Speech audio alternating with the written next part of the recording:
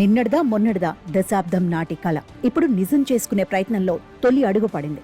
లోక్సభ అసెంబ్లీకులకు ఏకకాలంలో ఎన్నికల నిర్వహణకు ఉద్దేశించిన జమిలీ బిల్లు పార్లమెంటులో ప్రవేశించింది.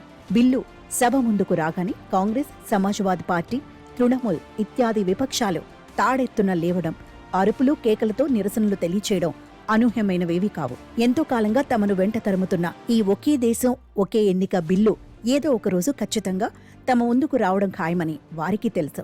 జమిలీ బిల్లుల ప్రవేశాన్ని అనుమతిస్తూ 269 మందే ఓటు వేయడం విపక్షానికి ఎందుకో అధికారపక్షం బలహీనతగా కనిపిస్తోంది. బీజేపీ బలగం లెక్కలటుంచితే బిల్లు ప్రవేశ దశలో 3/2 బలం అక్కర్లేదన్న విషయం తెలియనిదేమీ కాదు. అధికారంలో ఎవరున్నా తాము చెబుతున్నది చేస్తున్నది ప్రజా ప్రయోజనార్థమేనని అంటారు. తయారవుతున్న చట్టాలు దేశ సంక్షేమం కోసమే తప్ప తమ స్వార్థ రాజకీయం కాదంట. ఒకే దేశం ఒకే ఎన్నిక ఆలోచనలో విపక్షాలకు ఒక బలమైన రాజకీయ కుట్ర కనిపిస్తోంది. ఇది రాజ్యాంగ మౌలిక స్వరూపానికి విరుద్ధమని, నియంతృత్వానికి దారితీస్తుందని, రాష్ట్రాల హక్కులు దెబ్బతింటాయని, ప్రాంతీయ పార్టీలు ఉనికిని కోల్పోతాయని విపక్షాలు అంటున్నాయి. విపక్షాలు ప్రతిదానిని రాజకీయ కోణంలోనే చూస్తాయని, మోదీ భయం వాటిని కుదిపేస్తోందని అధికార పక్షం అంటోంది. 2 బిల్లులను అడ్డుకోవడానికి ఆఖరు క్షణం వరకు విపక్షాలు ప్రయత్నిస్తాయని, జేపీసీకి పంపాలని ఎలాగూ డిమాండ్ చేస్తాయని తెలుసు కనుక మంత్రివర్గ సమావేశంలోనే మోదీ జేపీసీ సూచన చేశారని అమిత్ షా ముందే తేల్చేశారు. సదరు కమిటీలో బీజేపీ సంఖ్యాబలం సహజంగానే ఎక్కువ ఉంటుంది కనుక మిగతా దశలు కష్టనష్టాల మాట అటుంచితే ఈ దశ దాటడం ఖాయం. జమిలీని మేనిఫెస్టోలో పెట్టడం నుంచి ఎర్రకోట ప్రసంగాలు, రాష్ట్రపతుల హితవులు, పార్టీ పెద్దల అసందర్భోచిత ప్రస్తావనలు చాలా చూశాం.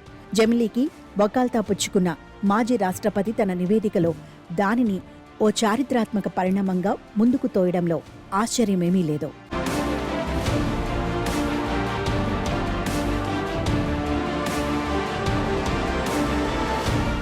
జమిలీకి పోతే జీడీపీ 1.5% పెరుగుతుందన్న లెక్క ఆర్థికవేత్తలకు ఇంకా అర్థం కావాల్సి ఉంది.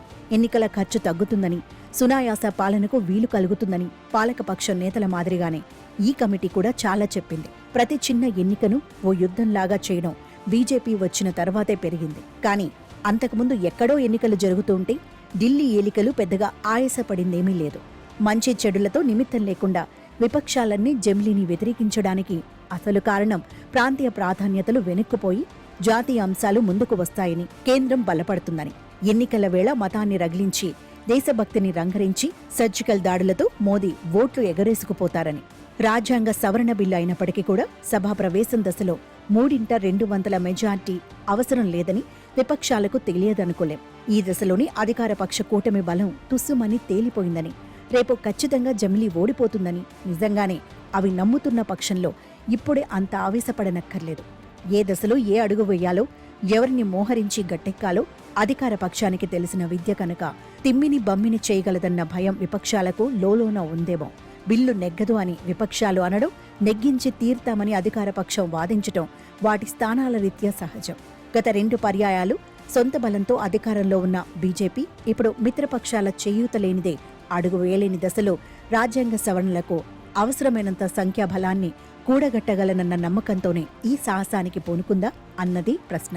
10 ఏళ్ల పాటు అవధులు దాటిన ఆత్మవిశ్వాసంతో వ్యవహరించిన ఒక పార్టీకి 3వ విడతలో మరొకరి ఊనికతో నడవాల్సి రావడం భరించలేని విషయం.